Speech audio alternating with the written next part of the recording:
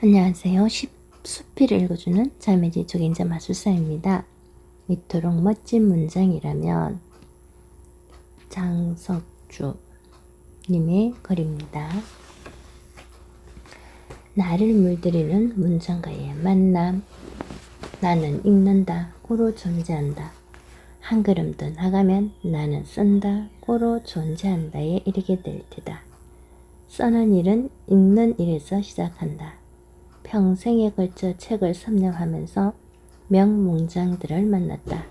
왜 나는 책을 읽었을까? 책 읽기는 현실 도피의 한 방식이다. 책 읽기가 현실 도피라면 이보다 더 우아한 방식의 현실 도피를 찾아보기는 어렵다. 19세 때 니체의 자라투스트라는 이렇게 말했다를 읽은 것은 무일핀이고 백수로 빈둥거린 탓에 숨막히는 현실에서 도망가기 위해서만은 아니었다. 이 곤란과 감히 맞서보려는 생각은 없었다. 단지 나는 진정으로 살기를 원했다. 단테의 신곡에 나오는 한 문장. 우리 인생길의 한 중간에서 나는 올바른 길을 잃어버렸기에 어두운 숲속을 헤매고 있었네 라는 문장에 그 대답이 숨어있다. 올바른 길을 잃었기에 그리고 어둠 속을 헤매고 있었기에 나는 굶주린 짐승이 먹이를 찾듯이 서책들을 구해 읽었다. 나는 책 읽기가 기적은 아니지만 놀라운 변화의 동력이 될 수 있다는 확신을 가졌다. 좋은 책들은 고독 속에서 흘러나오는 초월의 노래다. 좋은 책이 주르르 보여주는 명문장들은 몇 방울의 피, 깊이를 헤아리기 어려운 고독, 순도 높은 침묵으로 이루어진다. 읽은 것들이 무지의 자각에 이르게 하고 궁극에는 나약한 정신을 단련시키고 삶의 지침으로 오롯하였다. 나는 쉬지 않고 읽었기에 모호한 영혼과 불명확한 삶에 대해 몇 마디쯤은 말을 할 수 있게 되었다. 읽은 것들을 다 기억하지 못한다. 읽은 것들을 다 기억할 필요도 없다. 그 중에서 일부를 소개하려고 한다. 명문장은 지혜와 인생의 정수를 함축된 구조 속에 담아낸 문장이다. 들어 그것들은 거울이 되어 우리 내면을 비춰준다. 그 거울을 통해 자신의 내면을 들여다보고 인생을 더 좋은 것으로 바꾸는 데 힘을 보탤 수가 있다. 어떤 문장들은 마음으로 들어와 마음의 금을 퉁기둥하고 맑은 소리로 울린다. 통사적으로 완벽하고 수사학은 신선하다. 뜻이 새롭고 표현은 세련되며 감격한 문장들은 맵시고 감탄을 만하며 담고자 하는 욕구를 기분 좋게 자극한다. 문장에 삿됨이 없고 품격과 아치가 깃들어 있다. 그렇다. 명문장은 딱딱하기보다는 말랑말랑하고 그 표현이 수려하다. 문법적으로 완벽하기보다는 문법과 생각이 자연스럽게 녹아 어우러진 문장이다. 생명의 리듬을 담고 있는 문장, 흐르고 스쳐가는 어떤 절대의 순간을 서늘하게 드러내는 문장, 감각적인 기쁨과 충만을 담은 문장, 영혼을 울리면서 강력한 존재, 쇄신의 느낌을 주는 문장, 이를테면 이런 문장들이다. 롤리타, 내 삶의 빈, 내 몸에 뿌려 나의 제, 나의 영혼이여. 롤리타, 햇빛이 입천장을 따라 세 걸음 걷다가 세 걸음째의 앞니를 가볍게 건드린다. 롤리타. 밀봉된 운명의 불가해성을 여는 첫 문장들. 가장 잊을 수 없는 소설의 인상적인 문장은 블라디미르 나보코브의 롤리타를 여는 첫 문장이다. 영원히 붙잡을 수 없는 것을 붙잡으려는 여자의 뜻없는 욕망에 대한 이야기를 여는 첫 문장으로 이보다 더 완벽할 수는 없다. 검고 수치 많은 눈썹을 가진 험버트씨는 가련하다. 자기의 환상을 뭉쳐 만든 요정에 홀려 인생을 망쳐버리니까. 롤리타는 빛이자 불이고 뜨거운 죄의 시작이다. 불을 붙인 것은 욕망일까 혹은 사랑일까 딱히 어느 한쪽이라고 못 박을 수는 없다. 분명한 것은 검증된 것을 향한 탐미적 욕망은 한 줌의 해이도 없이 지옥까지 기꺼이 내려쓰려는 지독한 욕망이다. 이 첫 문장 때문에 나는 이 소설을 읽고 또 읽었다. 또 다른 문장이 있다. 봄철에 티파사에는 신들이 내려와 산다. 태양 속에서 압생트의 한기 속에서 원빛으로 철갑을 두른 바다며 야생의 푸른 하늘, 꽃으로 뒤덮인 폐허, 돌더미 속에 굵은 거품을 일으키며 끓는 빛 속에서 신들은 말한다. 어떤 시간에는 들판이 햇빛 때문에 캄캄해진다. 두 눈으로 그 무엇인가를 부르고 애를 쓰지만 눈에 잡히는 것이란 속눈썹가에 매달려 떨리는 빛과 색재의 작은 덩어리들 뿐이다. 알베르 까미의 이 문장을 정확하게 언제 읽었는지 기억나지 않는다. 야생의 향과 빛과 색채로 뒤엉킨 티파사라니. 오감을 하달짝 놀라게 한 이 문장을 처음 접한 뒤 나는 수십 번도 더 넘게 되풀이해서 읽었다. 모란과 작약이 꽃망울을 터뜨리는 하찮은 봄날에도 비가 주죠. 추리를 내리는 가을 저녁에도 진눈깨비가 창호지를 바른 창에 내리치는 스산한 겨울 아침에도 이 문장을 찾아 읽었다. 이 문장을 읽을 때마다 몸에 나른한 이완과 그 이완의 틈새로 행복은 날개를 고요히 접으며 내려앉는다. 까미의 산문 문장들은 비창과 고독의 구덩이에 빠진 내게 넌전시 구원의 손을 건넨다. 나는 20살에도 그랬고 60이 넘은 지금도 까미가 내미는 손을 덥석 잡는다. 결국 나는 그토록 많은 책들을 읽고 말았다. 책들이 다가와 말을 걸었다. 나는 문장들의 목소리에 귀를 기울였다. 정신은 고온에서 달궈지고 단단한 문장들은 평생의 지적 자산이 되고 성장의 자양분이 되었다. 이것들을 읽어서 내 것으로 만드는 행위는 가장 비용을 적게 들이면서 인생을 더 나은 방향으로 바꿀 수 있는 방법이다. 명문장을 베껴 쓰는 일은 그 작가에 대한 오마주다. 베껴 쓰기는 교감을 나누는 것이다. 아울러 문장에 깃든 정신과 기쁨을 담으려는 능동적인 마음의 발로를 보여준다. 베껴 쓰는 사람은 문장의 정수 속으로 스민다. 자와 문장의 혼유, 영리하고 맹독한 명문자들이 내 안으로 흘러들어와 뼈와 살을 이룬다. 자, 여기 마음으로 읽고 뼈에 새길 만한 명문장들이 있다. 연필을 들고 노트를 펴서 그 명문장들을 따라 써보자. 사람들은 저마다 제각기 불행을 알고 산다. 이 불행들이 스스로 고독에 빠뜨리고 젊음과 영혼을 잠식한다.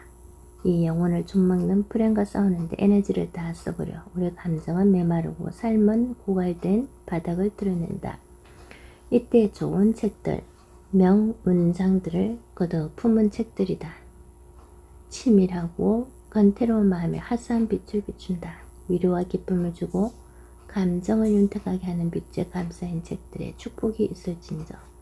이 베껴 쓰기의 첫 번째 목적은 들뜬 마음을 가라앉히고 마음에 조촐한 기쁨을 얻고자 합니다.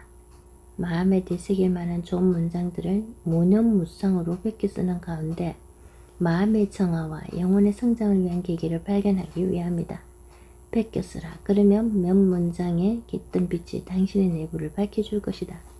그 빛은 치유와 희망의 빛이다. 문장 쓰기에 힘과 탄력이 붙으면 내 문장을 써보자. 모든 쓰기는 시간의 유한성과 죽음과 망각에 대한 저항이다.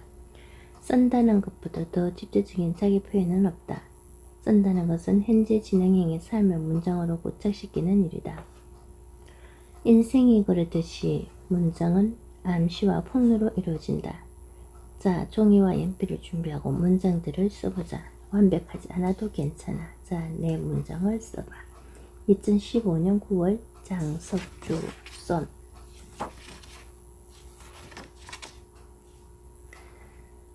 감정을 다스려주는 명문장.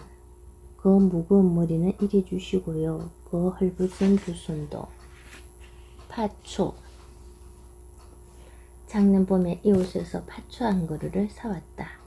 얻어온 것도 두 뿔이 있었지만 모두 어미 뿌리에서 새로 찢어낸 것들로 앉았으나 들여다볼 만한 키들이요. 요게 언제 자라서 키 큰 내가 들었을 만치 그늘이지나 생각할 때는 척이 한심하였다. 그래, 지나다닐 때마다 눈을 빼앗기던 이웃집 큰 팥줄을 그에 사고야만 것이었다.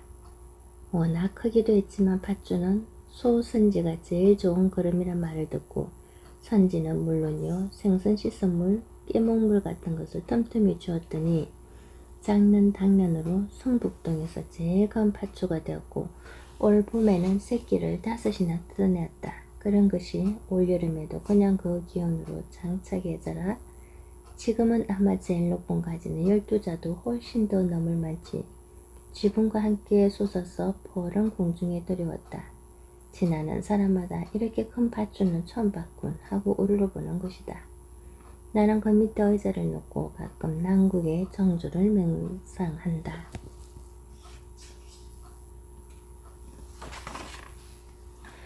팥초는 언제 봐도 좋은 하초다. 포개 말일수도 그의 푸르고 싱그러운 그늘은 눈을 씻어주니 물보다 더 서늘한 것이며 비오는 날 다른 하초들은 입을 다문 듯 우울할 때 팥초만은 어느새 빗방울을 튕겨 주렴 안에 누웠을 때 듣는 이의 마음에까지 비를 뿌리고도 남는다. 가슴에 비가 뿌리되 옷은 적지 않는 그 서늘함. 팥초를 가꾸는 이 비를 기다림이 여기 있을 것이다. 고요러의 초대. 잔디는 그냥 받고 마당으로 들어오세요. 열쇠는 행감은 손잡이에 있죠. 담쟁이는 굴러 덮인 돌벽 틈새를 더듬어 보시고요. 키를 꽂기 전 조그맣게 놓고 하셔야 합니다. 정막이 온몸을 새라도 고치고 마중 나올 수 있게. 대접할 만한 건 없지만 백론루 옆을 보면 오랫동안 사용하지 않은 장작이 보일 거예요. 그 옆에는 낡았지만 아주 오래된 헌들 의자. 찬장에는 옛 그리스 문양이 새겨진 그릇들. 달빛과 모기와 먼지들이 소천을 버린 지도 오래되었답니다. 방마다 문을, 커튼을, 창을 활짝 열어젖히고 쉬세요, 쉬세요, 쉬세요. 이 집에서는 바람에 날려온 가랑잎도 손님이랍니다. 많은 집에 초대를 해봤지만 나는 문간에 서 있는 나를 하인처럼 정중하게 마중 나가는 것이다. 안녕하세요. 안으로 들어오십시오. 그 무거운 머리는 이리 주시고요. 그 헐벗은 두 손도.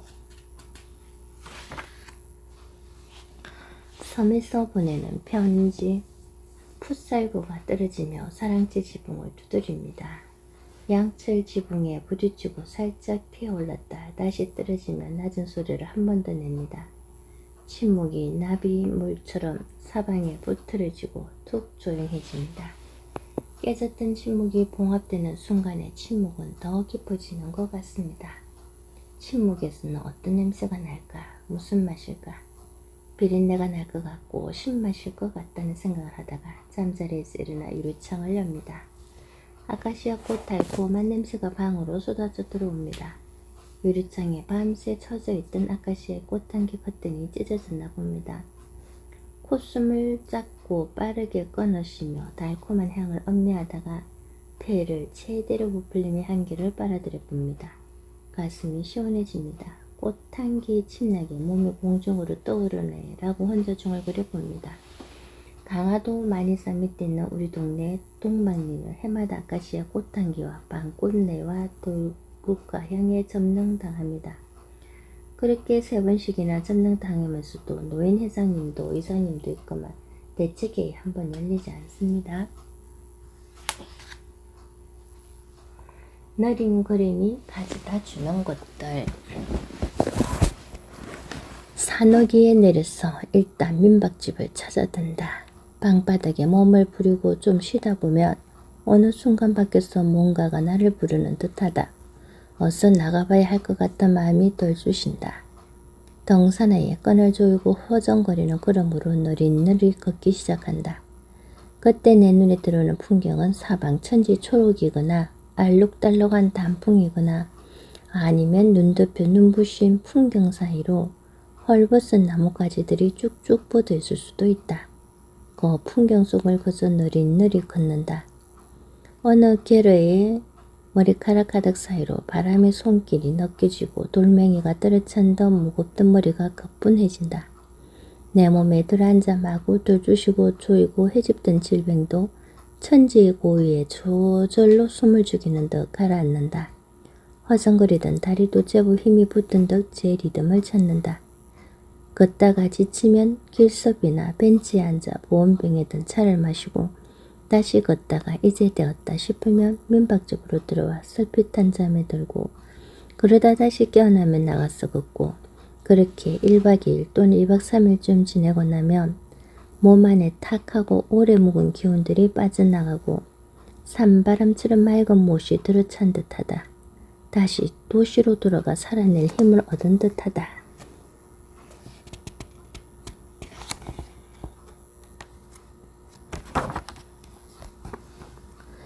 빛 항아리. 빛 항아리, 그것은 어디에서 비롯되었는지 모른다. 티베트 기슭에서 어느 날 문득 굴러 내려왔는지 몽고 초원 돌무지 속에서 어쩌다 꺼들려 나왔는지 그것은 그리 중요하지 않다. 빛에서 왔고 바람에서 왔다고 하면 된다. 아폴론의 햇빛으로 구워지고 초원의 초록바람으로 단련되었다고 보면 된다. 나는 매일 눈을 뜨면서 그것을 본다. 순한 양 같기도 하고 옹비를 꿈꾸는 새끼 맹호 같기도 한 동물 행상이 항아리 뚜껑 손잡이에 달려있다. 긴 여행에서 돌아오면서 제일 먼저 그것을 가방에서 꺼내 피아노 위에 올려놓았다. 그날 이후 그것은 흰백에 기대놓은 암갈색 목재 피아노 위에 순한 향이 되어 아니 새끼 맹호가 되어 앉아있다. 아침이 만나는 창문을 열듯이 그것의 뚜껑을 연다. 이 풀더미를 한 평만 떼어다. 어제 갔던 곳은 2년 전에도 간 적이 있는 봉정사라는 절이다. 영주 부석사에 무량수전보다 오래된 고려조의 목조 건물이 있는 곳인데 실제 건물은 중간에 새 목재로 다 교체해버린 데다 내부도 썰렁하니 헛간 같은 게 볼품이 없더라. 그에 비하면 무량수전의 기품이 있는 모습은 가형 국보급 건물이라 할 수 있다.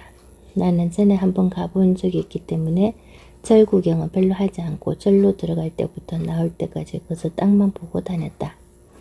온갖 풀꽃들을 헤아리느라고 그랬지. 방에 앉아있을 때 여러 번의 도감을 통해 그렇게 많은 풀꽃들을 보았는데도 막상 산에 가보니 온통 신기한 풀이 천지에 널려있더라. 예전 같으면 그냥 풀 좋다 하고 지나쳤겠지만 이번에는 풀 하나하나의 특성과 이름들을 주워거리며 헤쳐나갔지. 그러자니 내가 딛고 있는 이 땅에 온갖 검은 보화가 가득한 신비의 꽃간처럼 여겨지면서 발걸음을 옮길 때마다 그렇게 아쉽게 여겨질 수가 없더구나. 작은 풀꼴들은 척언지심으로 갖고 바라보라. 풀꼴들이 사랑스럽지 않은가. 그것들은 온갖 검은 보화가 가득한 신비의 곳간이 내놓은 찬란한 생명들이 아닌가. 아무리 하찮은 것이라 할지라도 생명은 저마다 존엄으로 빛난다. 생명은 그 자체로 존귀하다. 우주의 약둥이고 정수인 까닭이다. 산에 사는 스님들은 참 좋겠다. 지천으로 깔려있는 온갖 신선한 야생초를 사시사철 맛볼 수 있으니 말이야. 아침에 태풍이 지나가면서 많은 비를 뿌린디라 산골짜기에는 계곡물이 콸콸 흐르고 있었다. 도랑 근처에는 온갖 종류의 여기와 고마리가 잔뜩 꽃을 피운 채 곳곳에서 검류에 무더기로 흐느적거리고 있었더구나. 어제 봉정서에 오를 때 눈에 가장 신선하게 들어온 풀꽃은 물봉선이었다. 봉숭아 꽃을 닮았지만 봉숭아보다 훨씬 강렬하고 약성미가 넘쳐나는 꽃이지. 섭지와 도랑에 많이 자라는데 산에 오르면서 가장 마음이 쏠리는 꽃이었지. 물봉선 사이사이로 그와 비슷한 꽃은 꽃이 자주 눈에 띄길래 자세히 보니 백골문 며느리가 바바를 물고 죽은 자리에 피어났다는 며느리 밥풀꽃이었다. 절 위쪽에 요사치로 오르는 길목에는 2년 전처럼 머위가 가득 자라고 있었다. 그때 머위 한 뿌리를 캐왔어. 원해부 꽃밭에 심었더니 가을의 녀석들이 엄청나게 번져서 그것을 뜯어다 된장을 풀어 머위국을 끓여 먹은 기억이 난다. 산에 사는 스님들은 참 좋겠다. 지천으로 깔려있는 온갖 신선한 야생초를 사시사철 맛볼 수 있으니 말이야. 산마을 이웃들. 왜 괜히 웃느냐고 손님이 물었다. 얼마 뒤 다시 그 말을 들은 만큼 그날은 내가 생각해도 이상하게 자꾸 웃음이 났다. 그이가 돌아간 뒤에 그가 이래만에 보는 사람이었다는 것을. 오랜만에 사람을 만나면 그것만으로도 좋아. 그가 어떤 사람이냐에 상관없이 괜히 웃음이 날 수도 있다는 것을 그날 처음 알았다. 방문객이 적지 않다. 그 중에는 혼자서 오는 사람도 있고 두셋이 혹은 여럿이 함께 오는 사람도 있다. 한낮을 머무다 가는 이가 있는가 하면 하루 혹은 며칠씩 쉬어가는 사람도 있다. 하루 두세 팀이 겹치는 날도 있다. 이렇게 방문객이 많은 편이지만 홀로 지내는 날도 결코 적지 않다. 어떤 때는 대여섯시, 여럿이 사람을 못 볼 때가 있다. 전화 한 통 거는 사람이 없어 며칠씩 말 한마디 안 하고 지낼 때도 있다. 그럴 때는 전화벨 소리만 들어도 반갑다. 나무도 좋고 산도 좋지만 사람도 역시 좋다. 사람은 사람 속에서 비로소 사람이다. 저 혼자는 아무것도 아니다. 저 혼자 있을 때 사람은 제 자신의 감옥이다. 누군가가 그토록 반갑고 그리운 것은 그로 인해 비로소 제 자신의 감옥에서 풀려나올 수 있는 까닭이다. 나무도 좋고 산도 좋지만 사람도 역시 좋다. 옳으니 혼자인 세상보다 더불어 함께 사는 세상이 좋은 세상이다.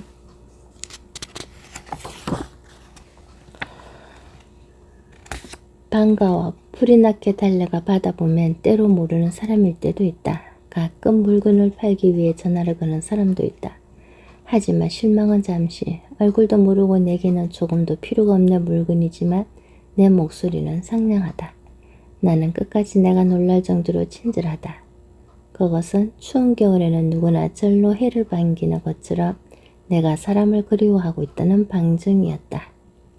산속에 오래 홀로 살다 보면 똑같은 이유로 산과 물과 바위와 바람과 하늘과 비와 나무와 돌과 풀과 새와 벌레가 친구가 된다. 텔레비전도 없고 사람도 없어 절로 그런 것들에 눈길이 가고 관심이 간다. 이곳에서도 도시에서처럼 늘 사람들과 함께 지낼 수 있다면 그런 것들에 마음을 주기 어려웠을 것이다. 감옥에서는 지하고도 친구가 된다고 하지 않던가. 나를 치유하는 글쓰기. 글쓰기는 관역을 제대로 맞추기 위해 조준하는 과정이기도 하다. 전율이 가득하며 활시위를 당길 때처럼 흥분되는 순수한 과정이다. 창의력이라는 관역에 명중시키는 것, 지평선에서 어른거리는 것을 정확하게 표현해줄 문장을 찾는 것. 좋은 문장은 쫓을 만한 가치가 있는 것이지만 쫓는 것 자체, 곁눈질로 헛기 보게 되는 것들, 그것들 역시 가치 있는 것들이다. 나는 글이 잘 쓰일 때를 좋아하지만 글을 쓰고 있는 그 순간을 사랑하기도 한다.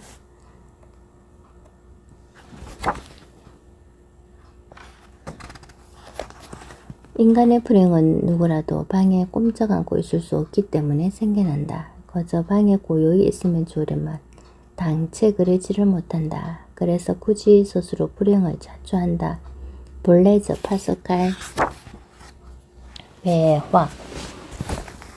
열례로 나는 하고 많은 하초를 심었습니다. 봄에 진달래와 철쭉을 길렀고 여름에 월계와 목련과 핏빛처럼 곱게 피는 달리하며 가을엔 물밑에 국화도 심어보았고 겨울이면 내 안두에 물결 같은 난초와 색시 같은 수순이며 단아한 선비처럼 매화분을 놓고 살아온 사람입니다.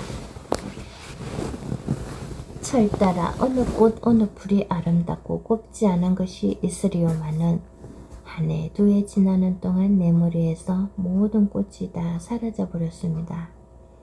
그러나 오히려 내 기억에서 종치 사라지지 않는 꽃 매화만이 유령처럼 내 신변을 휩싸고 떠날 줄을 모르는구려. 매화의 아름다움이 어디 있나요? 세인이 말하기를 매화는 늙어야 한다 합니다. 그 늙은 덩굴이 용의 몸뚱어리처럼 뒤틀려 올라간 곳에 성긴 가지가 군데군데 뻗고 그 위에 띄엄띄엄 몇 개씩 꽃이 피는데 품위가 있다 합니다.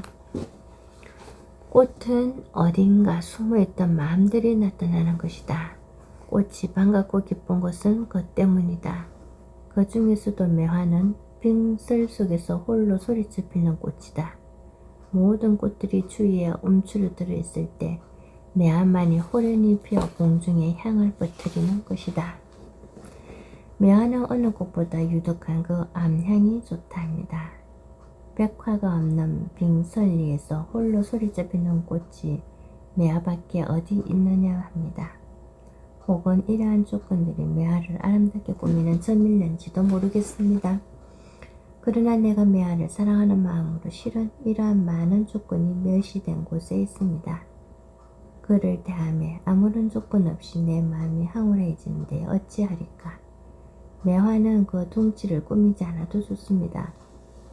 제 자라고 싶은 대로 우뚝 뻗어서 제 피고 싶은 대로 피어오르는 꽃들이 가다가 훌쩍 향기를 보내기도 하고 또 어느 때는 제가 방 한 구석에 있는 채도 않고 원사처럼 겸허하게 앉아있는 폼이 그를 뜻합니다. 마당에 눕다.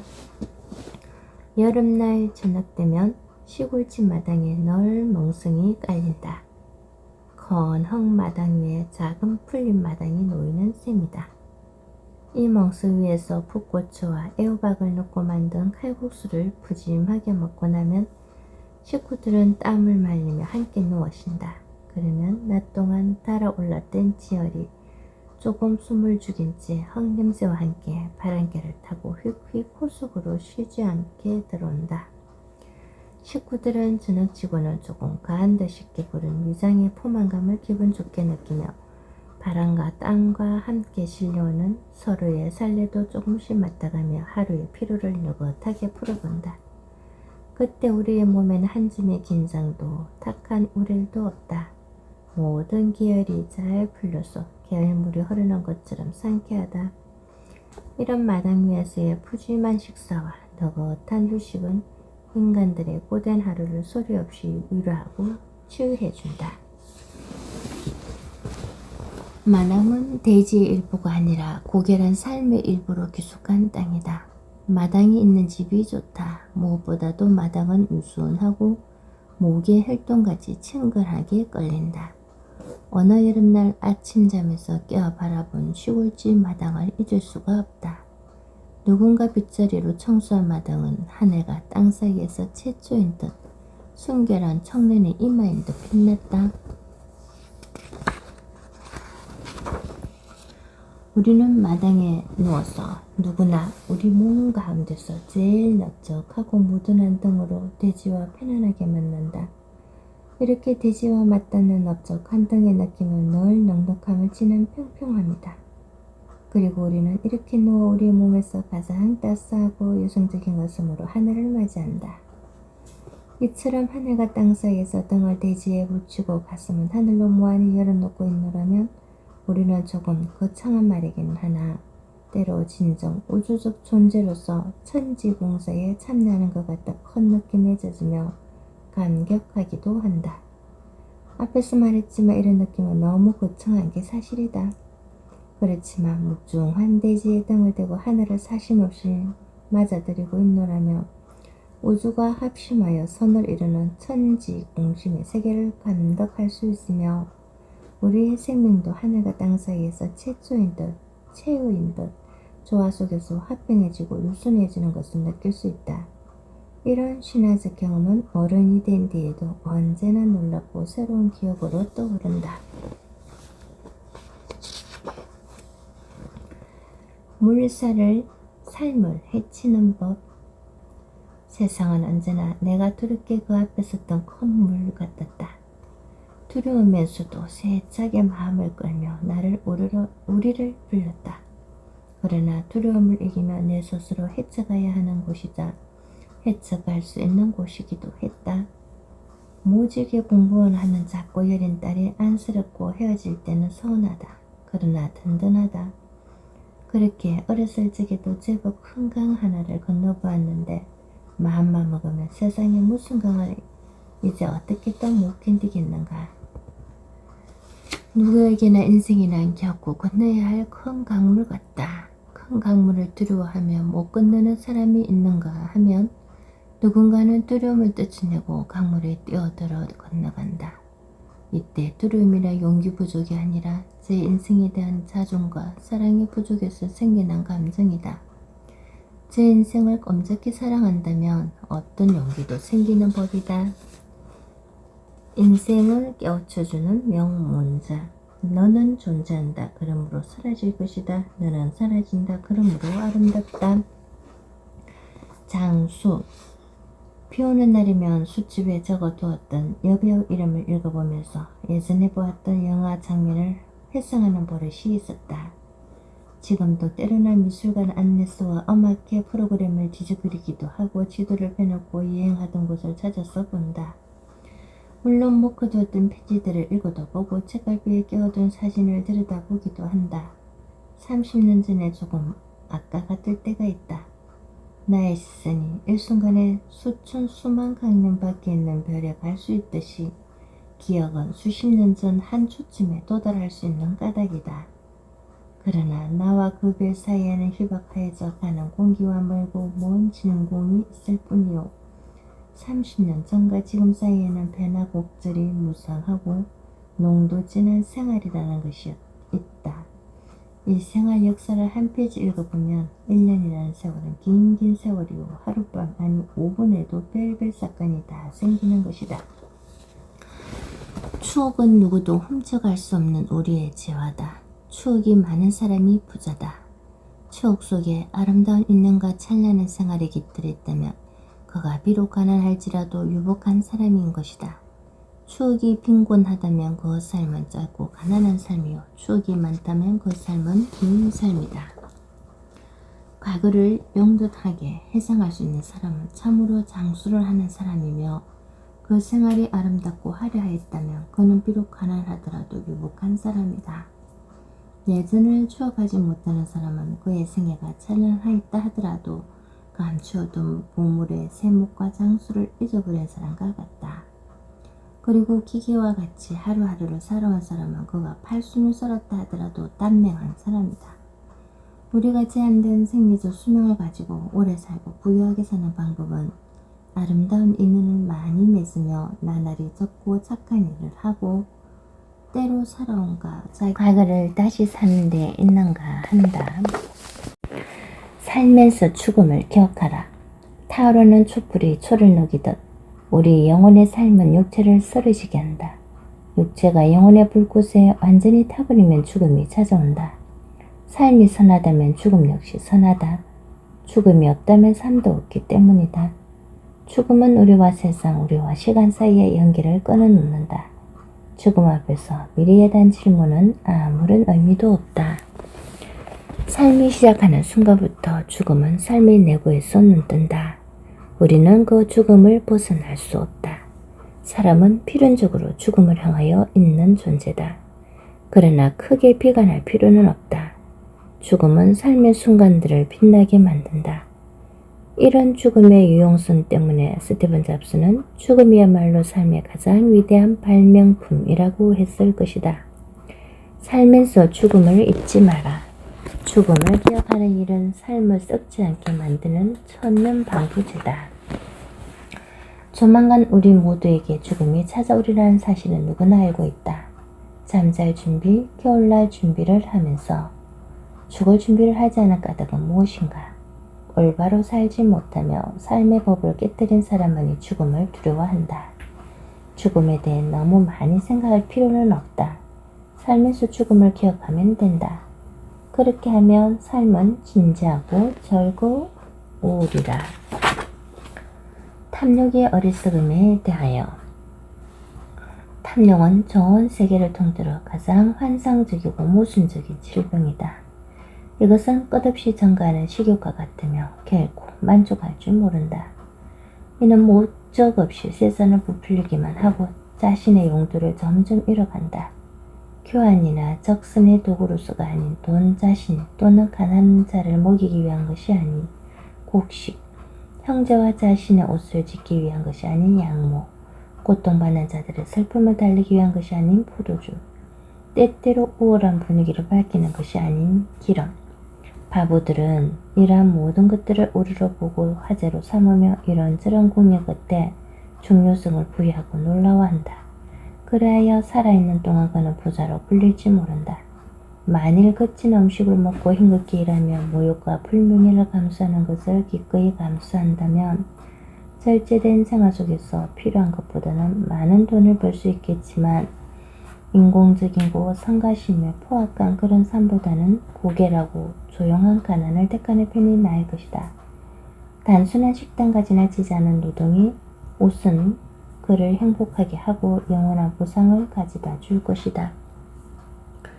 탐욕은 생물학적 생존에 필요한 것 이상을 원하는 것이다. 남이 못 가지는 보고 그것을 욕심내는 것이다. 탐욕은 질병이다. 탐욕에 빠진 자는 내면에서부터 부패하기 시작하니까 모든 부패가 그렇듯이 그것은 악취를 풍긴다. 탐욕의 악취는 멀리까지 퍼져나가 진동한다. 다만 그 자신만 그 악취를 알아채지 못한다. 모든 날은 태어나기에 좋다면 모든 날은 죽기에도 좋다. 몸과 마음이 제대로 움직이고 정신이 멀쩡하며 모든 감각이 살아있을 때 죽음을 맞는 인간은 행복하다. 그러나 누가 그렇게 한자 건강할 때 죽기를 바라겠는가? 해가 뜨는 것을 보고 즐거움을 느끼고 위대한 미술품과 아름다운 음악을 감상할 능력이 있을 때 누가 죽기를 바라겠는가? 사람들은 자신이 위대한 업적을 달성할 수 없다는 것을 알면서도 희망을 잃지 않고 살아간다. 자식들이 결혼을 하고 나면 손자를 기다리고 그 다음에는 정손자 보기를 기대한다. 위대한 발견을 이루면 또 다른 발견을 바라고 또 다른 산, 또 다른 바다를 오르고 건너고 싶어한다. 우리는 최후의 순간까지 죽음을 무시하고 희망을 붙안고 불평하면서 살아간다. 그 순간까지 우리의 삶은 두려움의 연속이다. 우리에게 필요한 것은 과연 무엇인가? 살아가는 데 방식이 있듯이 죽는 데에도 방식이 있다. 태어나기 좋은 날은 죽기에도 좋은 날이다. 웰다잉, 행복한 죽음과 웰빙, 좋은 삶은 다르지 않다. 그것은 이음동호이다. 정신이 멀쩡하다면 잘 죽는 방식에 대해 궁금해야 한다. 인생은 되돌아볼 때 비로소 이해되지만 우리는 앞을 향해 살아가야 하는 존재다. 키르케고르. 내 마음속 풍경. 나이가 들어가면 사람이 바뀐다. 몸이야 눈에 띄게 바뀌지만 마음도 많이 달라진다. 다른 짐이 있다면 몸은 점점 쇠퇴하지만 마음은 어떤 면들에서 나아진다는 것이다. 젊은이들은 패기가 있고 늙은이들은 지혜가 있다는 얘기는 언어 사이에서나 나오는데 일리가 있다. 나이가 들면 기억력이나 상상력은 어쩔 수 없이 줄어들지만 지혜라 불리는 판단력은 잘 익어가는 과일처럼 상당히 오래 지속된다. 나도 지금은 젊었을 때와 내면 풍경이 크게 다르다. 젊었을 때의 마음속 풍경은 강력한 원색들로 가득했는데 지금은 빛깔이 훨씬 흐릿하다.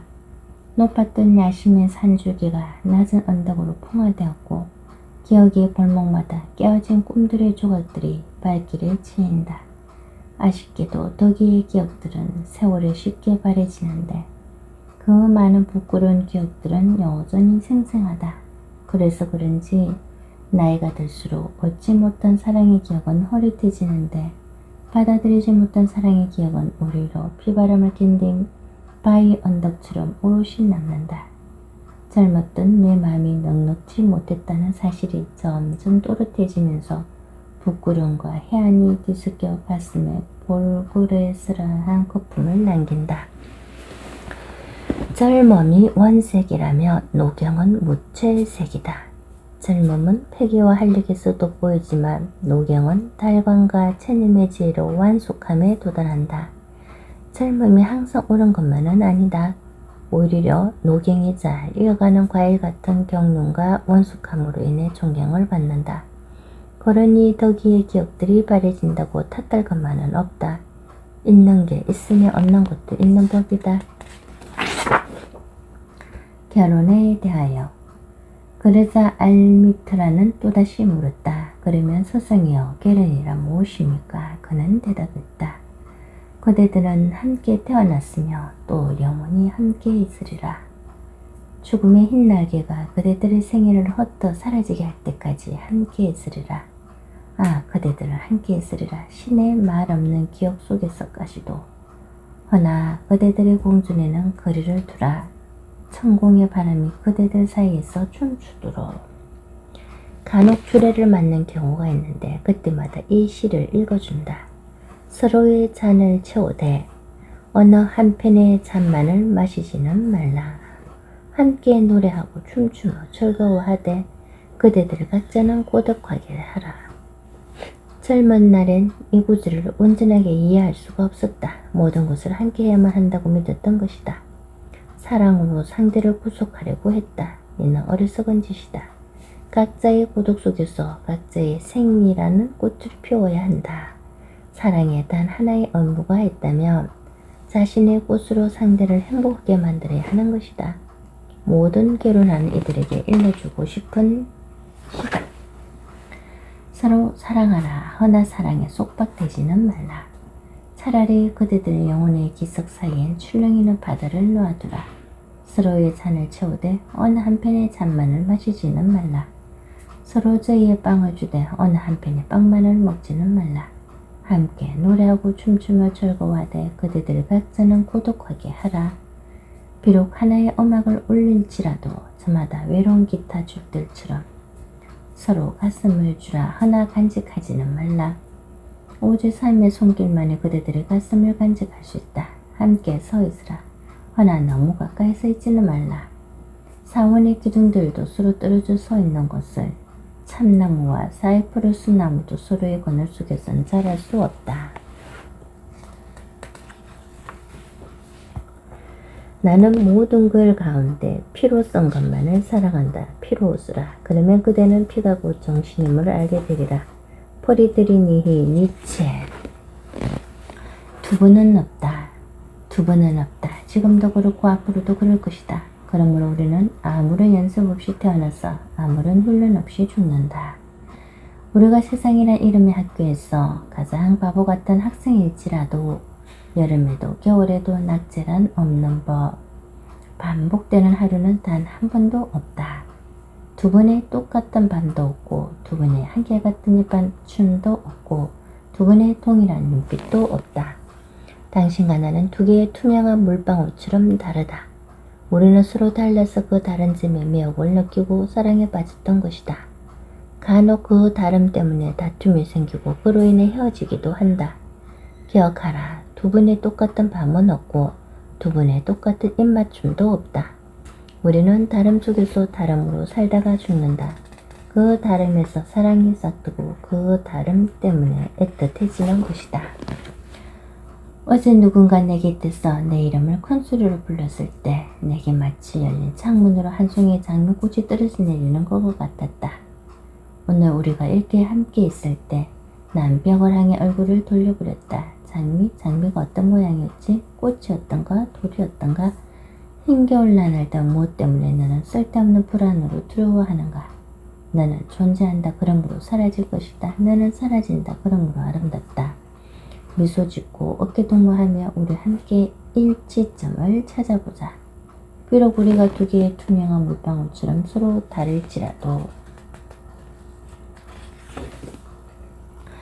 대나무 잎에 쌓인 눈처럼 날이 갈수록 나는 점점 더 수월하게 할 속의 위대한 가르침을 드러내는 의식 속으로 빨려 들어가 아무 힘도 들이지 않고 의식을 치를 수 있게 되었다.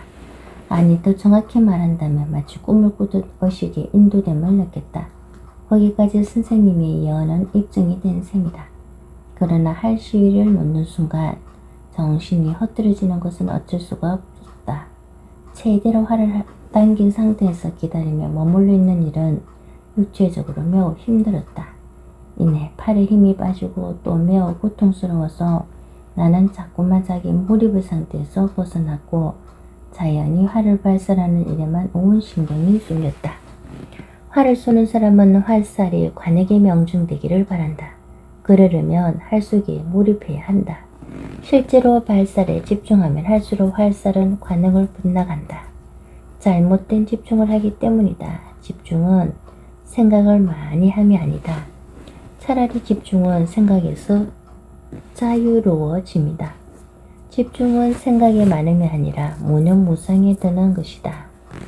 무념무상에 어떤 의도도 비좁고 들었을 틈이 없어야 한다. 핫살은 의도 이전 자연스러운 가운데 발살되어야 한다. 마치 대나무 잎에 쌓인 눈이 어느 순간 대나무 잎을 떠나 쏟아지듯. 발사에 대해 생각하지 마십시오. 그러면 실패할 수밖에 없습니다. 선생님은 나에게 충고했다. 어쩔 수가 없습니다. 너무 힘들어서 더 이상 당기고 있을 수가 없어요. 당신이 진정 자신으로부터 벗어나지 못하기 때문에 그렇게 느끼는 겁니다. 알고 보면 아주 간단한 것입니다. 어떻게 해야 하는지 보통의 대나무 잎을 보면 알 수 있습니다. 눈이 쌓이면 대나무 잎은 점점 더 고개를 숙이게 되지요. 그러다가 일순간 대나무 잎이 전혀 흔들리지 않는데도 눈이 미끄러져 떨어집니다. 이와 같이 발사가 저절로 이루어질 때까지 최대로 활을 당긴 상태에 머물러 있으세요.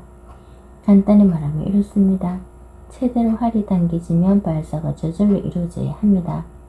발사는 사수가 의도하기도 전에 마치 대나무 잎에 쌓인 눈처럼 사수를 떠나가야 합니다. 사랑 없는 인생. 사랑이 없는 인생 곁에 사랑하는 사람을 두지 못한 인생은 여러 에피소드가 뒤섞인 서랍시 희곡, 즉 서랍만 잔뜩 있는 시시한 연극에 지나지 않는다. 사람들은 서랍을 차례로 하나씩 열었다 닫고 서둘러 또 다음 서랍을 연다. 설령 근사한 일이나 의미 있는 일을 찾아냈다고 해도 그 모든 일이 결국 하나의 맥락으로 이어지지 않는다. 사랑 없는 인생이란 시시한 연극과 같다. 지루하고 뻔한 연극을 보는 게 지겹듯 사랑 없는 인생은 시시하고 지겹다. 사랑은 삶이 주는 선물이고 단 한 번의 생이 내리는 순간 명령이다. 사랑하라. 그러면 인생이 기쁨과 의미로 충만해지리라. 내가 사는 공간이 곧 나 자신. 자신의 모습은 스스로 선택한 것에 의해 정해지는 경우가 많다. 그럼에도 실제로 많은 사람들은 자신에게 진정한 만족을 주는 것에 대해 합관, 취향도 선택도 없이 살아간다.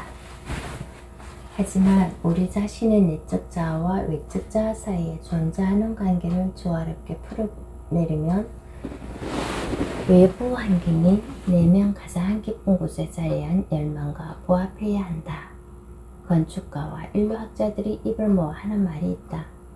한 개인의 정신을 찍어내는 게 바로 집이며 인간은 자신이 사는 장소에 지배를 받는다는 것이다.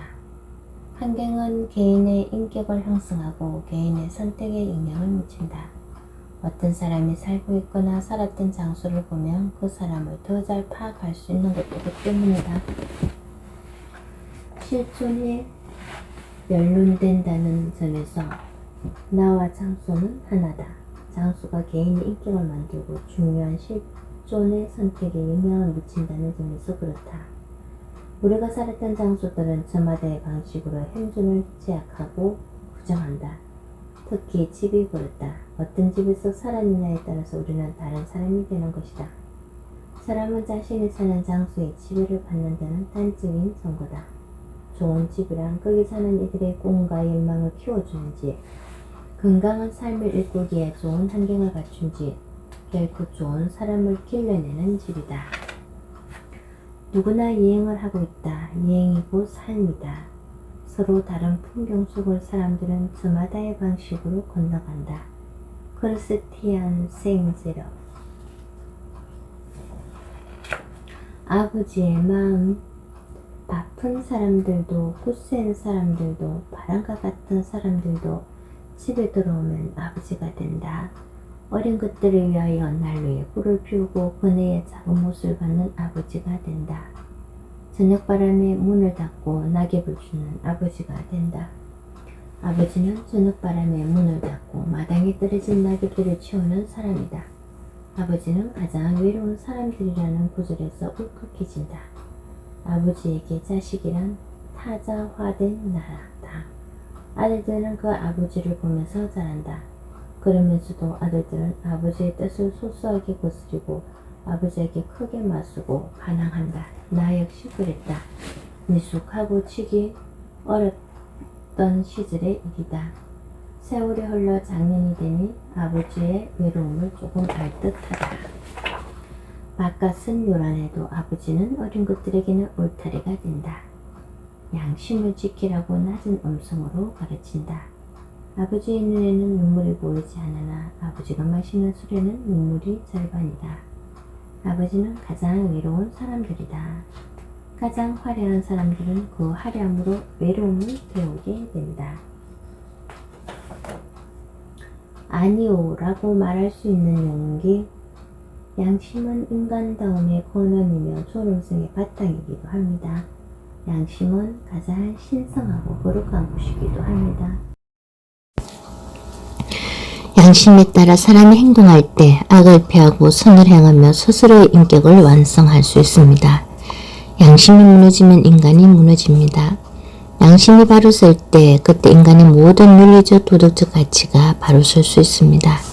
비양심적인 곳에 진실이 있을 수 없습니다. 거짓뿐입니다. 양심의 자유는 인간의 모든 자유의 권한입니다. 모든 인권의 바탕입니다. 이렇게 양심은 인간성의 권한이요 인간성의 발전과 완성의 바탕입니다. 양심의 자유는 인간의 모든 자유의 권한이라는 말에 공감한다. 양심의 자유가 지켜지는 곳에서만 자유라는 가치도 설 수가 있다. 양심이 무뎌진 사회에서는 오직 뻔뻔함과 후한무치가 판을 친다. 그런 사회에서 인간의 존엄이 세워질 리도 없다. 그런 사회는 이미 연옥이다. 양심의 존엄성과 그 자유는 누구로부터 침해받지 말아야 합니다. 양심을 물리적 힘 또는 심리적 억압으로 침해하고 그 본성을 파괴하면 그보다 더 큰 제약이 없습니다. 그보다 더 큰 인간 모독은 없습니다. 또 이와 같은 일이 예사로 자행되면 사회는 비인간적 사회이고 사회 전체가 올바르게 발전할 수 없습니다. 여기에 양심의 존엄성과 그 자유가 존중되어야 할 이유가 있습니다. 그릇을 깨뜨리고 성공은 그릇이 가득 차는 것이고 실패는 그릇을 쏟는 것이라고 합니다. 그러나 한편으로는 생각하면 성공은 가득히 넘치는 물을 즐기는 도치임에 반하여 실패는 빈 그릇 그 자체에 대한 냉정한 성찰입니다. 저는 비록 그릇을 깨뜨린 축에 속합니다만 성공에 의해서는 대개 그 지위가 커지고 실패에 의해서는 자주 그 사람이 커진다는 역설을 믿고 싶습니다. 그릇을 깨뜨린 사람만이 더 큰 그릇을 만들 수 있는 법이다. 큰 예술가는 작은 성공에 만족해서 그것을 머무는 법은 없다. 실패는 더 큰 성공으로 가기 위한 디딤돌이다. 더 큰 성공을 하려면 실패하고 실패하라. 실패하되 늘 더 잘 실패하려고 애써야 한다. 실패에 지지는 마라. 남아있는 것들은 언제나 정겹다. 나는 다방 커피가 좋다. 추운 날 청량이었 광장 시계탑에서 약속했던 여자친구를 기다릴 때 마침내 여자친구가 와서 커피 한 잔을 자판기에서 뽑아 같이 나눌 때 둘의 입김과 뜨거운 커피에서 모락모락 오르는 김이 서로 섞일 때 그런 한 모금의 커피 맛은 오래 기억된다. 그 여자친구가 납득 안 되는 이유로 떠났을 때에도 역시 모시고 죽을 만큼 허탈한 상실감과 외로움과 억울함을 위로해주는가 원두커피일까? 당연코 아니다.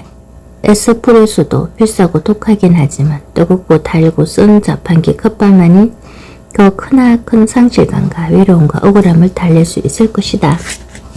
의외로 다방커피를 좋아하는 사람들이 많다. 그 달달한 커피에 많은 사람들이 위안을 받는다. 자판기에서 쉽게 뽑아 먹을 수 있는 다방커피는 늘 우리 곁에 있다. 죽을 많고 외로울 때나 철한 용성을 할 때도 우리 곁을 지킨 것은 다방커피다. 원고를 쓸 때 원고를 마쳤을 때 빚을 갚았을 때 마당에 풀을 다 베고 난 뒤에 뱀을 잡아 겨울 건너편 숲에 던졌을 때 비가 그친 뒤에 시립도서관에 빌린 책을 반납하고 새 책을 골라 도서관 행간을 놨을 때 헌책방에서 절판된 책이 형편없이 쌍꺼풀로 매겨져 있는 것을 찾았을 때 자전거를 타고 한강 구수부지를 돌아다니다가 500원짜리 커피를 사 마실 때 상습 정체 구간에서 길거리 아줌마에게 한 잔 사 마실 때, 철학 농성을 하다 잠시 화장실에 들렀다가 나올 때, 그럴 때 커피 한 잔은 우리를 행복하게 한다. 때로 타오르는 감정을 진정시키고 때로 분노해야 할 일로 인해 왜 분노해야 마땅한지 정교한 분노의 논리를 세워야 할 때 대가 없이 내 활동을 촉진시키는 것도 커피 한 잔이다. 그때 수반되는 담배 한 모금이다. 환경운동하는 사람들이 이런 글이나 쓰대는 날 보고 한심한 놈이라고 비웃을 생각을 하니 모골이 소견해진다. 옛날 국수 가게. 햇볕 좋은 가을날 한 골목길에서 옛날 국수 가게를 만났다. 남아있는 것들은 언제나 정겹다. 왜 간판도 없느냐 했더니 빨래 늘들 국수발 하얗게 늘어놓은 게 그게 간판이라고 했다. 백합꽃 꽃밭 같다고 했다. 주인은 편하게 웃었다. 꽃 피우고 있었다. 꽃밭은 공짜라고 했다. 골목길에는 햇빛이 끓고 어디서 왔는지 알 수 없는 정적이 오글오글하다. 시간이 오래 멈춰 서 있었던 듯 거기에 옛날에 고스란히 있었다. 그 골목길에 간판도 없는 국수 가게가 있었다. 하얀 국수발이 햇볕 속에서 마르고 있었다. 이 시를 처음 읽었을 때 먼저 하얗게라는 행용사가 눈부시게 들어왔다.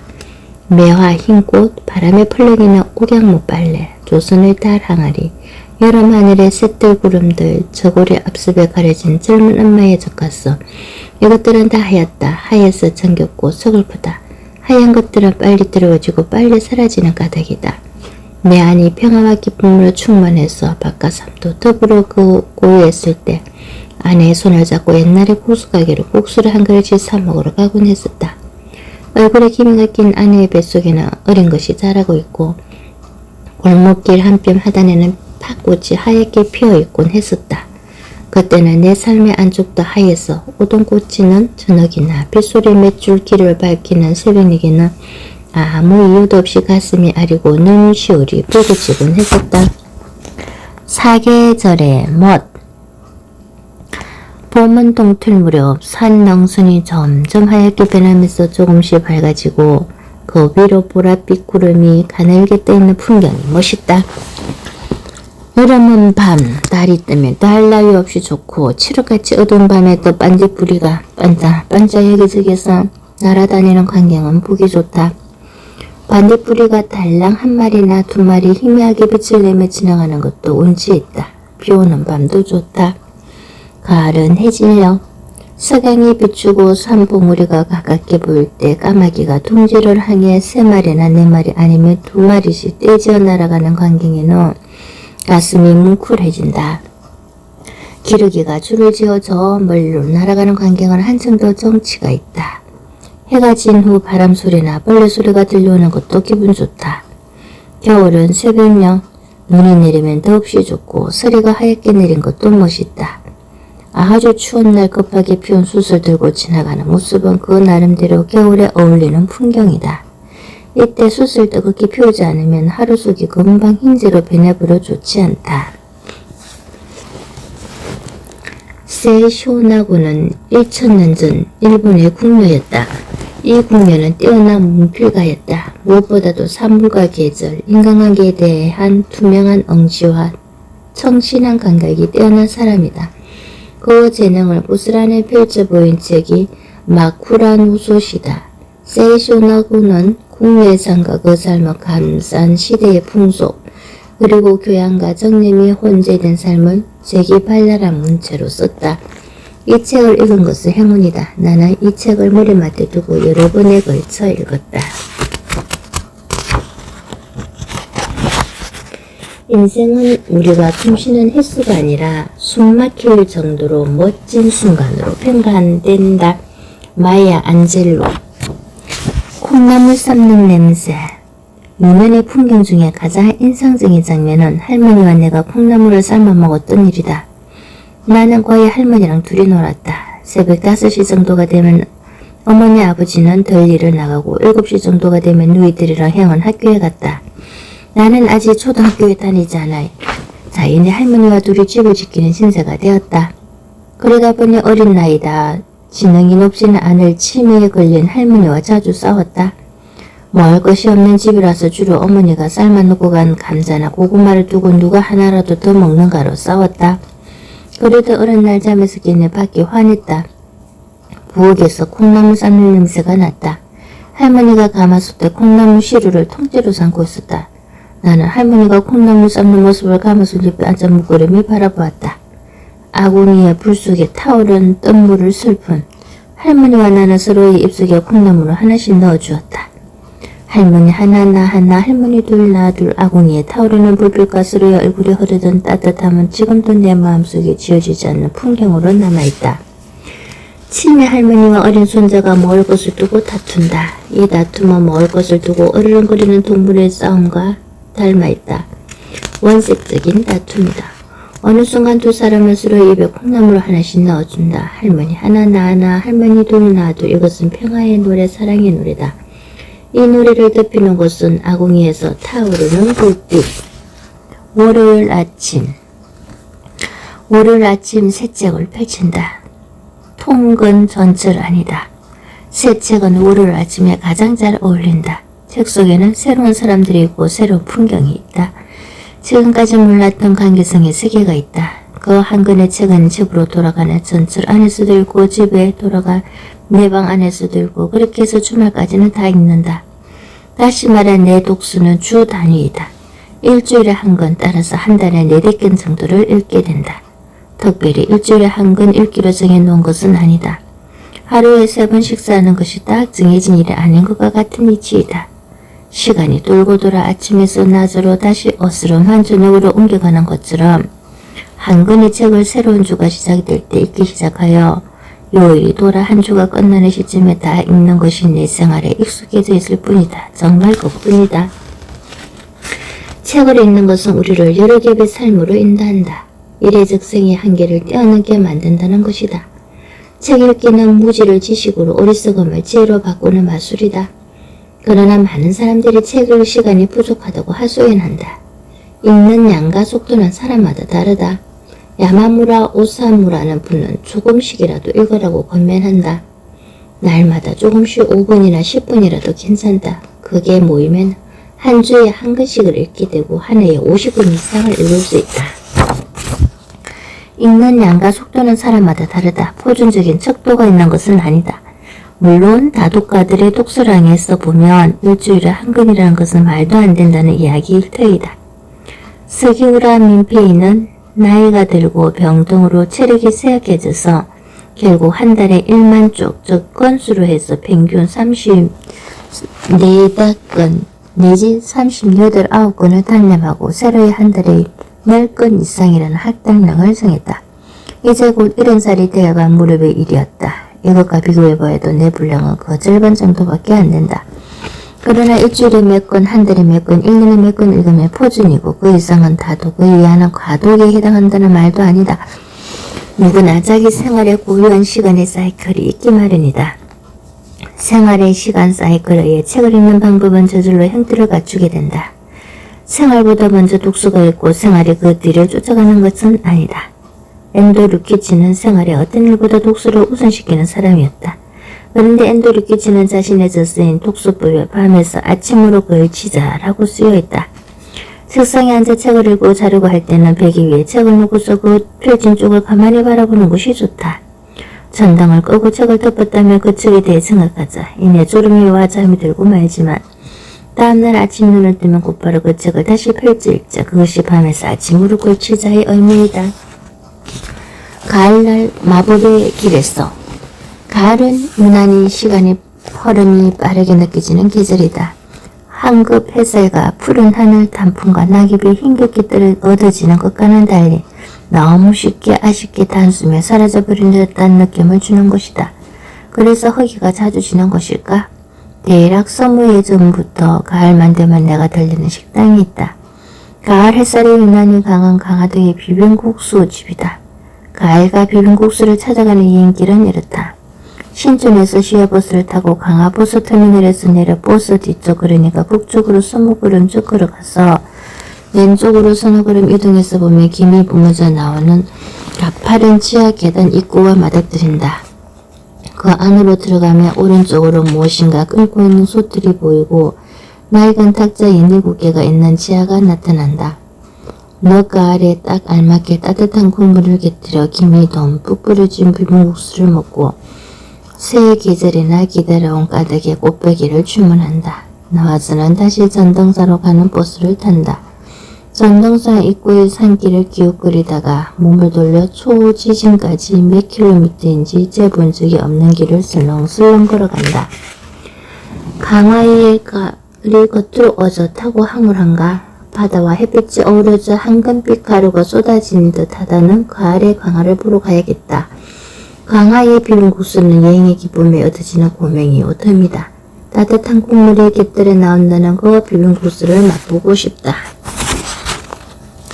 내 생각에 봄은 동쪽에서 오고 가을은 서쪽으로 갈수록 깊어지다가 바다로 가버리는데 이래서 한반도에서 쪽을 대표하는 강화의 가을이 유난히 어긋하고 황홀한 것이다.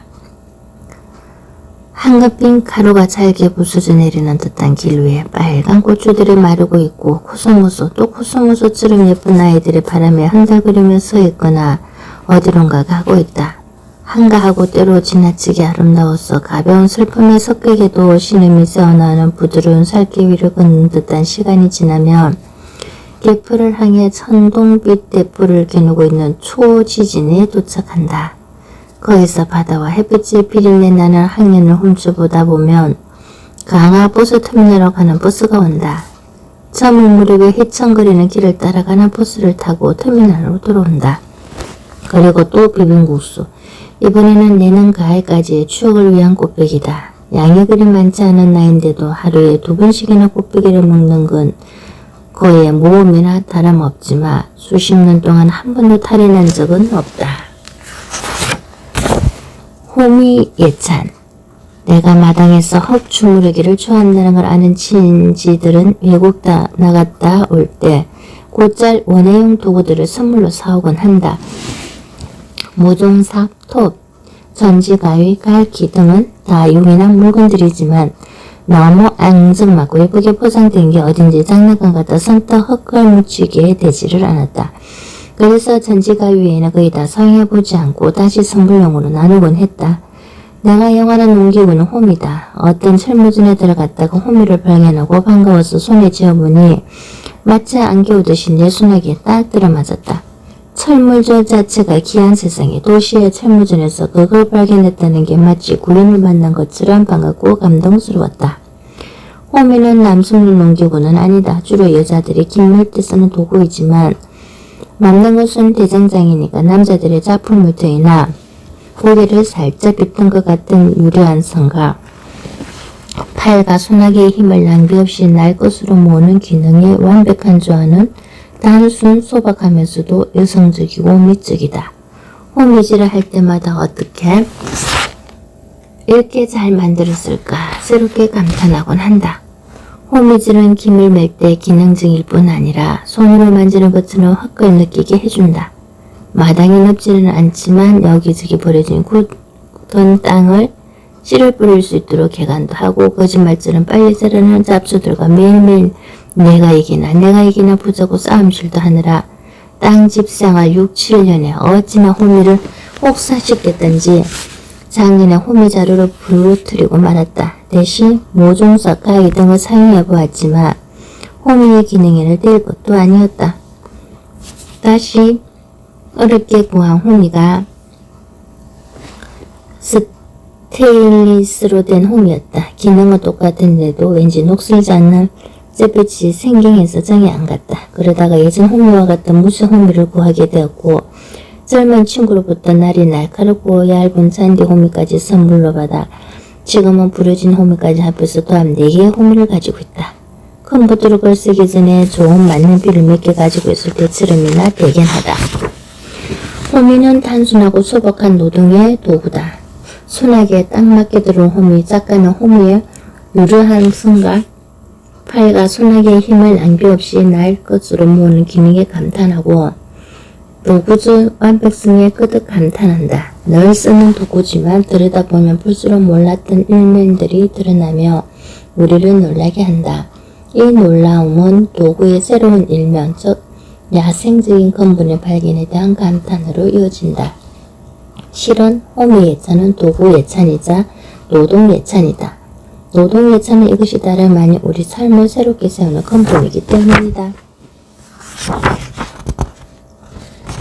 삶은 돌이킬 수 없는 단 한 분의 위대한 실험.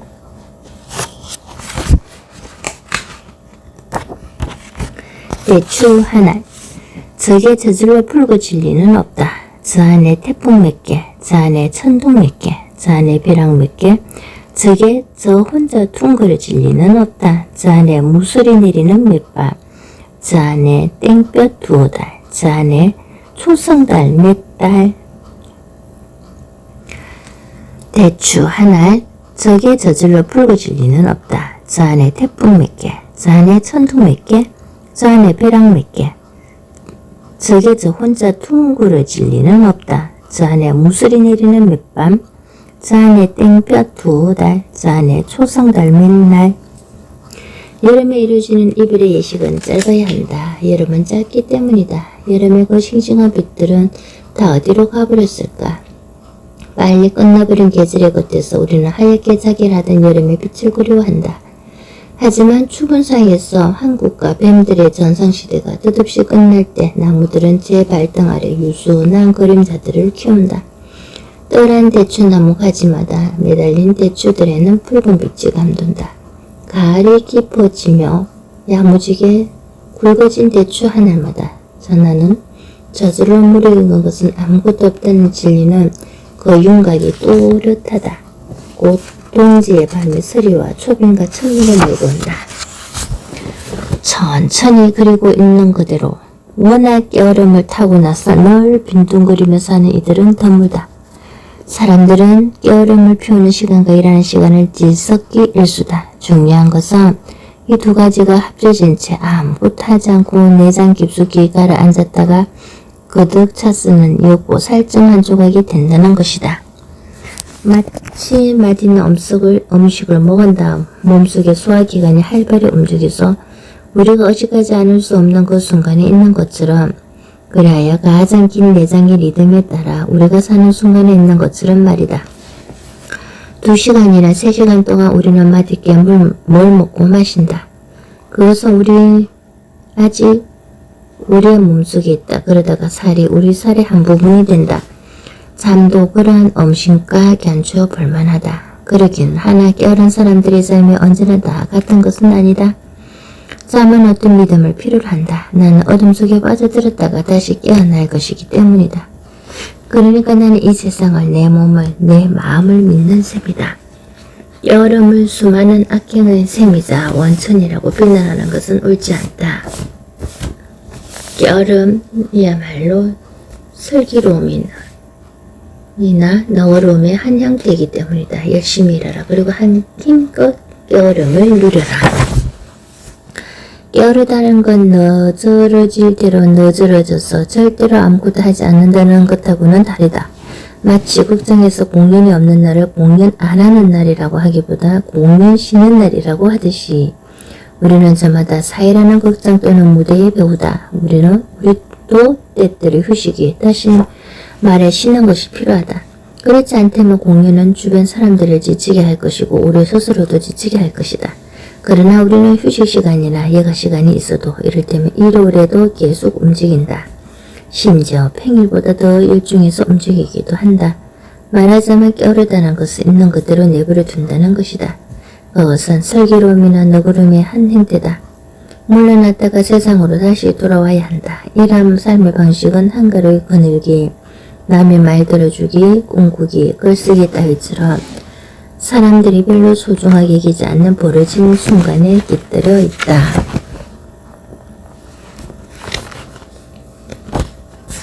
인생. 생활의 끝자락에 잠이 있다. 잠에서 깨어나는 순간 세상은 새롭게 시작된다. 우리는 하루하루 새로운 세상을 만들거나 만나거나 만들어간다. 그것이 인생이다.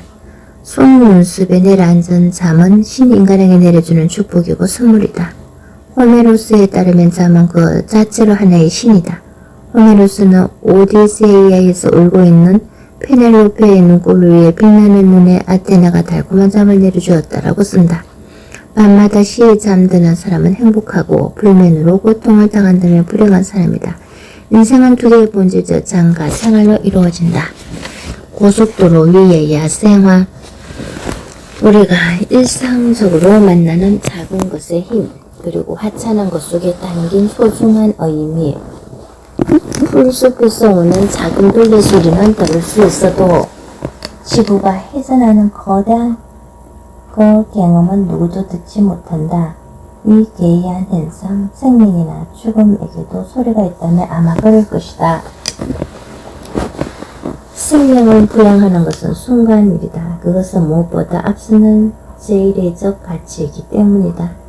현실과 역사는 절망할 수 있지만 생명은 그럴 수 없다. 생명은 절대 가치이기 때문이다. 모두 구원의 궁극이 생명 구원으로 기착하는 것도 생명이 절대 가치라는 사실을 증명한다. 산 것들은 그 환경이 아무리 궁핍하더라도 기쁘고 살아야 한다. 우연히 발견한 고속도로의 아스팔트 틀 위에서 꽃을 피운 풀 한 포기의 감동은 바로 거기에서 열려온다. 고속도로를 타있다 보면 사람이 숨졌을지도 모를 교통사고 현장을 보게 된다. 그런데도 우리는 그냥 질주한다. 충격을 받는데도 그것은 생명에 대한 기쁜 사례는 아닐 것이다.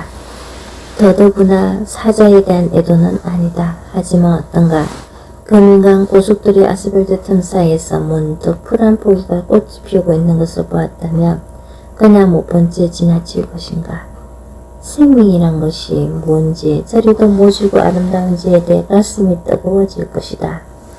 소란스럽고 천박한 길바닥 그 많은 바퀴의 위협 속에서도 용케 비집고 나온 작은 생명. 그 아슬아슬한 몸 앞에서 당신의 질주는 잠시 멈출지 모른다. 마음속에서라도 말이다. 인간보다 식물을 더 사랑해서가 아니다. 하잘것없는 양생아가 그동안 내 굳은 살 속에 생명을 만질 수 있게 한 것이다. 언제 떨어질는지도 몰랐던 단추 자국처럼 흔적만 남은 우리들 생명으로 눈이 간다. 최고의 날들은 아직 살지 않는 날들. 가장 넓은 바다는 아직 항해되지 않았고 가장 먼 여행은 아직 끝나지 않았다. 나짐 히커메트.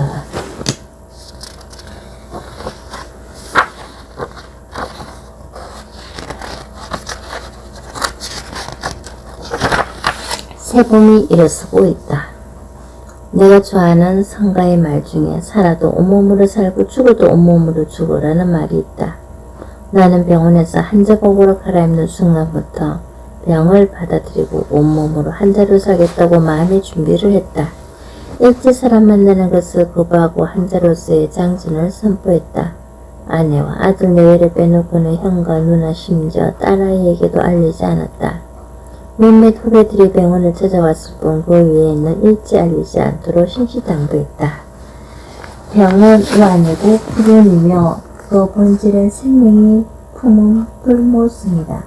그 불모성이 더는 커질 수 없을 때까지 커진 게 바로 죽음이다.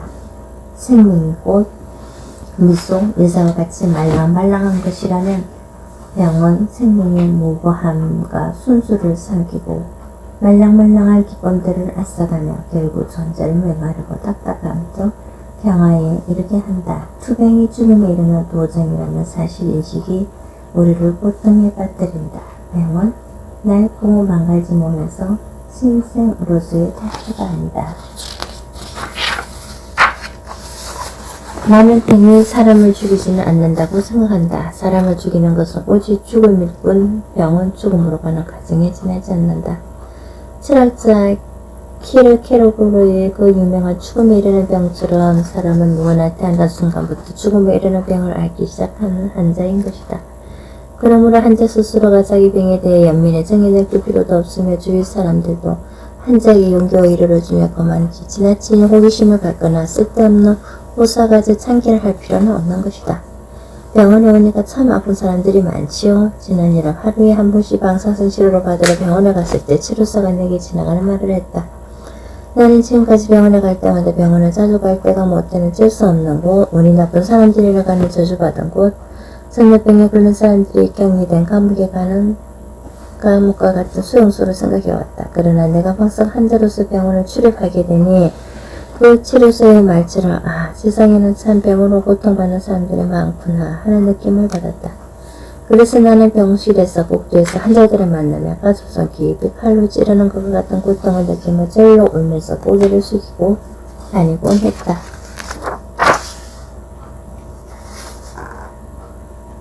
시간은 어떻게 돈이 되었나?